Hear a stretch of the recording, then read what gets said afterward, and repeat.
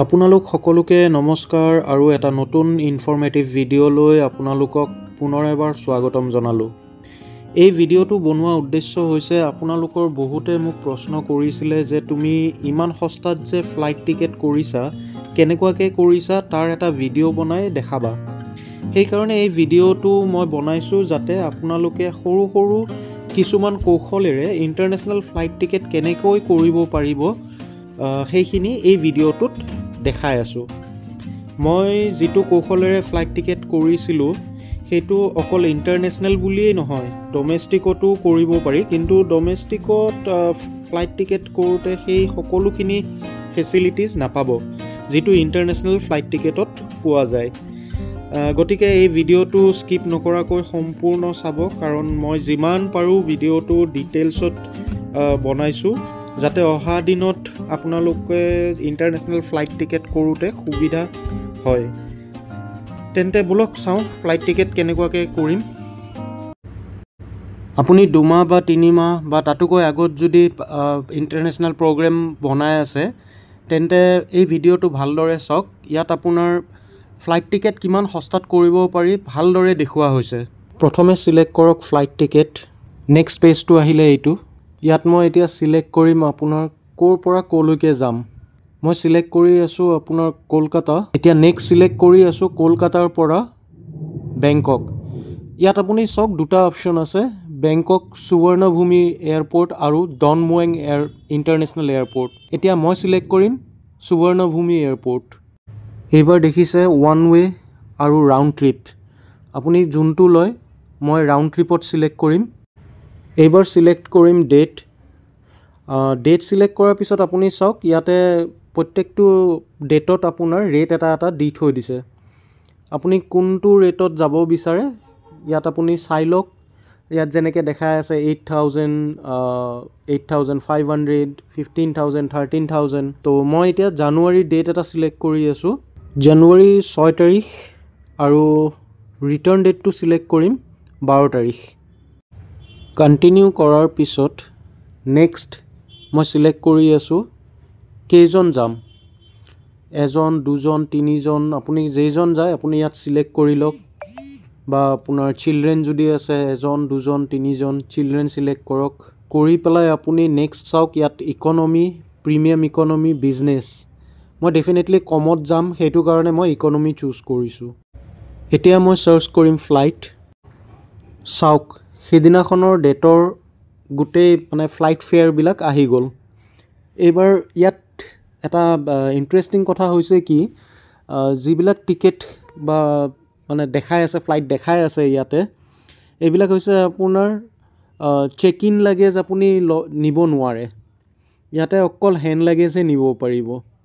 আৰু প্ৰথম যিটো আপুনি টিকেট চালে সেই টিকেটটো আপোনাৰ চাওক ইয়াতে, এই টিকেটটো হৈছে নন ৰিফাণ্ডেবল। বাকীবিলাক পাৰ্টলি ৰিফাণ্ডেবল হ'ব, কিন্তু এইটোত আপোনাৰ ৰিফাণ্ড নাপায়। এইবাৰ কথাটো এনেকুৱা, যদি আপোনাৰ যোৱাটো ফাইনেল হয় আৰু আপুনি কম খৰচত যাব বিচাৰে তেন্তে আপুনি একদম প্ৰথমৰ টিকেটটোৱেই কৰক, তেতিয়া আপোনাৰ যথেষ্ট কমত হৈ যাব। ফাইনেলি মই ছিলেক্ট কৰি আছোঁ 14,615ৰ টিকেটটো। এতিয়া নেক্সট পেজটো আহিলে এনেকুৱাকৈ 12:30 টাইম আৰু বেংককৰ টাইম মতে 4:30। বহুত টাইম যেন লাগিছে ন? আচলতে 1.5 ঘণ্টা পিছুৱাই দিব 4:30ৰ পৰা। এইবাৰ কণ্টিনিউ কৰাৰ পিছত নেক্সট পেজটো আহিব এনেকৈ। ইয়াত চাওক আপোনাৰ ফ্লাই ডিল এপ্লাইড। ইয়াত আপোনাৰ 365 আপোনাৰ ডিছকাউণ্ট হৈ যাব 14,615ৰ পৰা। নেক্সট আপুনি যদি ধৰক বেংকৰ ক্ৰেডিট কাৰ্ড আছে, বেংকৰ ক্ৰেডিট কাৰ্ডতো আপুনি তলৰ 1,400 যিটো আছে সেইটোও আপুনি ডিছকাউণ্ট ল'ব পাৰে। তো সেইটো অপশ্যনেল। এতিয়া কাৰ হাতত কেনেকুৱা ক্ৰেডিট কাৰ্ড আছে সেইটোতো আৰু ক'ব নোৱাৰি।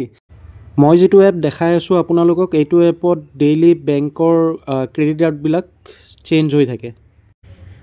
এইবাৰ নেক্সট অপশ্যনটো আহিলে ট্ৰেভেল ইঞ্চুৰেঞ্চ। ইঞ্চুৰেঞ্চ যদি কৰে আপুনি 14,615ৰ লগত 623 পাৰ পাৰ্চন আকৌ প্লাছ হৈ যাব। মই কিন্তু ইঞ্চুৰেঞ্চ কৰিয়ে যাওঁ। ইঞ্চুৰেঞ্চ কৰি লোৱাটো নিজৰ কাৰণে ভাল, বাকী আপোনালোকৰ ওপৰত কথা, ইঞ্চুৰেঞ্চ কৰে নকৰে সেইটো নিজৰ ওপৰত। এইবাৰ কণ্টিনিউ কৰিলোঁ। কণ্টিনিউ কৰাৰ পিছত নেক্সট পেজটো আহিল এনেকুৱাকৈ। যিহেতুকে মই আগতীয়াকৈ মোৰ গোটেই ডিটেইলছটো ফিল আপ কৰি থৈ দিছিলোঁ, সেইটো কাৰণে ইয়াত আৰু নেক্সট একো ফিল আপ কৰিব লগা হোৱা নাই। এইবাৰ কণ্টিনিউ কৰাৰ পিছত নেক্সট আহিলে ফাইনেল ফেয়াৰটো 15,464। আপোনালোকে হয়তো ভাবিছে দামটো বাঢ়িলে কেনেকৈ। ইয়াত একচুৱেলি কনভিনিয়েঞ্চ ফি এটা সোমাই আছে, যিটো এয়াৰপৰ্টে লয় আৰু সেইটো পে' কৰিব লাগিবই। তথাপিওতো আপোনাৰ যথেষ্টখিনি কমি গ'ল। মানে অহা যোৱা টিকেটত পৰিছে 7,732 ৰুপিজকৈ। তো বঢ়িয়া ন? এইবাৰ আপুনি প্ৰচিড টু পে' কৰক আৰু ফাইনেলি টিকেট লৈ লওক। আশা কৰিছোঁ অনলাইন এপত সস্তাত ইণ্টাৰনেশ্যনেল ফ্লাইট টিকেট কেনেকৈ কৰিব এতিয়া অলপ আইডিয়া পাইছে।